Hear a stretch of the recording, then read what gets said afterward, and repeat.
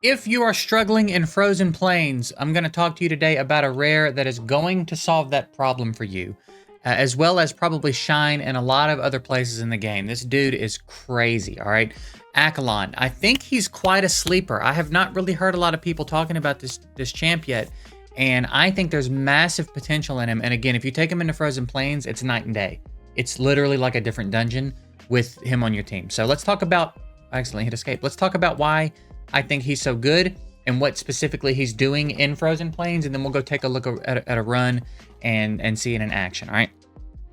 First things first, I mean, right out of the gate, he's got crazy stuff going on. Immediately before attacking, transfer all other allies' debuffs to Aolon. All other allies' debuffs, okay? And as you know, debuffs are the stat, so like defense down, attack down, effect accuracy down, things like that. Not like dots and abnormal status effects. Debuffs means a different thing in this game if you've played other games. So, but all of the stat, either way, it's insane, right? Transfers them all to himself before attacking, and then gains paralysis powder, which is when attacking, transfers all debuffs to the target. So on a 5-turn cooldown, but skilled up to a 2-turn cooldown,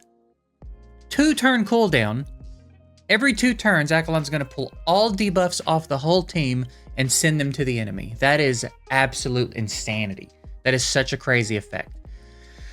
Here we've got Deep Wound. When attacking, 100% chance to inflict recovery rate decrease 3. And then when attacking with a defense down, 80% chance to inflict recovery disruption, which is a flat out heal block, right? Also both very important.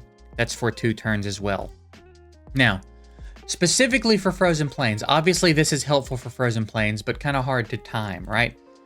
Specifically for Frozen Plains, it's the A2. Attacks an enemy 2 times with a 140% attack multiplier, and then heal block for 2 turns, and that's the real kickers. If we're going to talk specifically about Frozen Plains for a moment, the hardest thing about that dungeon is the heal block. You must have a reliable heal block. If you don't, you are just not going to beat that dungeon. You are going to have to take one in there. So Morgan is someone that you get straight out of the gate. She's got a 70% chance to land a heal block. But the problem with this skill is that it costs 3 vigor every time. So if you're trying to run it on auto, that's a very expensive cycle to try to keep going. And 2, she only lands it for 1 turn. And we'll talk about why that's such a problem when we actually get into the dungeon and take a look at it. But then you've got someone else like Kay, who you could switch her to a Fire Relic and use her A3 because it's an 80% chance. It's pretty reliable. But again, it's 3 vigor every turn. And that's very expensive. And then it's only for 1 turn, which is not ideal. Also, she's losing 15% damage if we're talking specifically about Frozen Plains. So it's really not an ideal situation. The upkeep is expensive.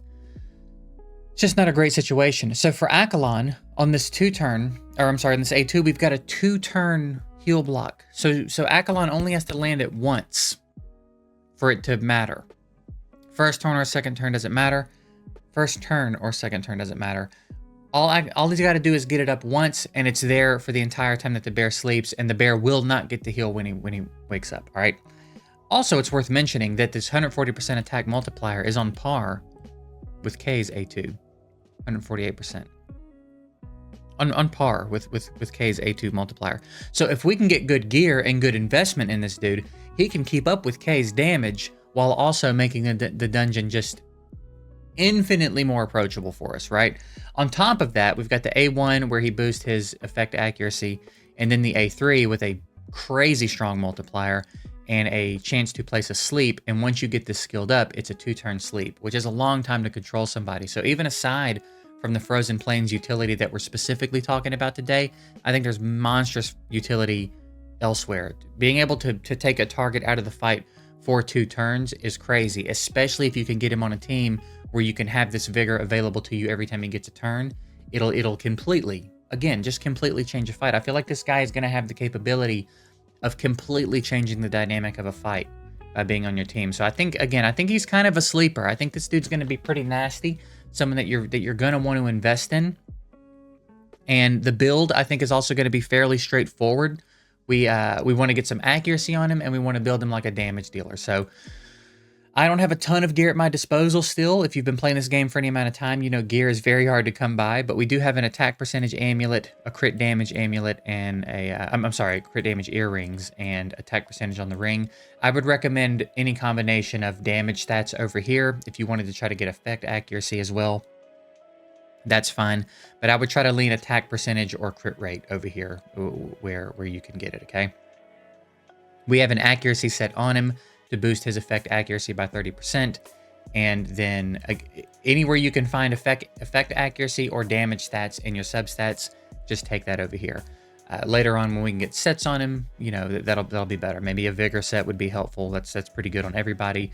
Accuracy sets, attack sets, crit rate, crit damage, things of that nature are going to be the way to go on him. But basically, you're just trying to get his damage and his effect accuracy up. So pretty straightforward, standard build that you're shooting for on this guy. Nothing too complicated. So let's jump over now and take a look at him in Frozen Plains, so we can see what the run looks like. We can talk about why it's so effective, and then we'll see how you feel about building him. All right. So we're gonna do stage 7. Ordinarily, I would drop down a stage or two just for the sake of the speed of the run, but to make a point, just for emphasis, we're gonna take him into the highest stage that I can farm. The reason 7 is such an important one to farm too is because you start getting access to these mythic star seeds that you don't get from 6. So 7's a pretty good like mid-tier milestone for you to be shooting for, okay? So let's jump in. My team, which I may look to switch up a little bit soon. I've been developing quite a few champs lately.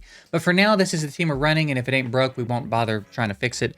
So we've got Morgan, Clementine, Aolon, and Kay in the mix. All right, so let's just jump in and do one run, and we'll talk about the skill order settings and kind of just, again, what's going on.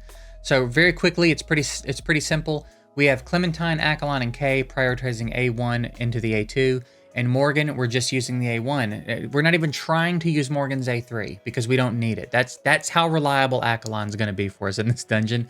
We don't even need to try to use Morgan's. He is not going to let us down. He has not let me down so far, so this would probably be the time he would choose to do it, but he hasn't up to this point. So again, Clementine prioritizing heals, Kay prioritizing damage, Aolon prioritizing the heal block, and then later when we get the same sort of investment into him that we have in Decay, he'll be helping a lot with damage too, and we'll really be nuking this boss down. So that's it. Again, pretty straightforward. Perhaps we could consider trying to get Morgan's A2 in the mix for some turn meter reduction, but again, if it ain't broke, don't fix it. You know what I mean? So let's take a look there. You saw Aolon just pulled all the debuffs off everybody, sent them to the boss. That's a great way to start the fight. And the heal block's up. Now, it won't really matter until the bear goes to sleep. And when the bear does go to sleep, you'll see it'll go to sleep for 2 turns. Then it'll wake up and get a pretty substantial heal. And that's why I say that the heal block is pretty much mandatory. If you can't stop that heal, you are going to have an almost impossible time killing this boss. So let's see. So Aolon refreshed the heal block there. That's this debuff right here.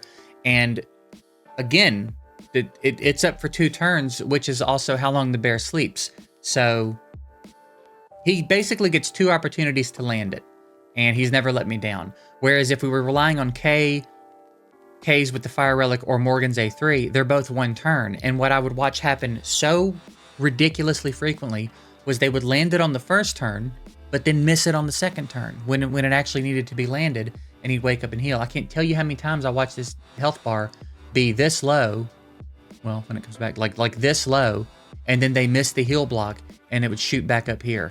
So I was like, you know what? I'm gonna give Aolon a shot, because I'd kind of been overlooking. I knew Aolon had the heal block, but I was overlooking that it was 2 turns, and I hadn't really looked at the rest of the kit because I was just trying to figure out a solution for this dungeon. And finally, I was like, you know what? I'm going to give him a go and just see how reliable I feel like he is.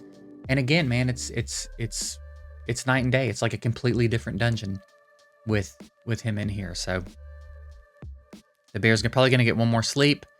And as long as Aolon lands it on one of the 2 turns that the bear's asleep, we're home free. So far, we have not failed.